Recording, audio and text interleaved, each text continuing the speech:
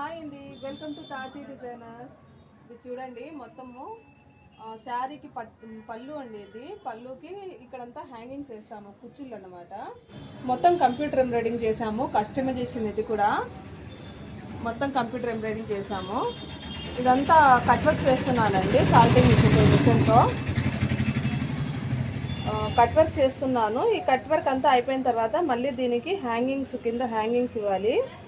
అదంతా అయిపోయిన తర్వాత మళ్ళీ నేను ఒక వీడియో పెడతాను. అవుట్ఫిట్ మొత్తం కంప్లీట్ అయిపోయిన తర్వాత చాలా జాగ్రత్తగా కట్ చేయాలండి. ఇది లేదంటే ఏమవుతుందంటే కాలిపోయే అవకాశం ఉంటుంది, వర్క్ కాలిపోయే అవకాశం ఉంటుంది.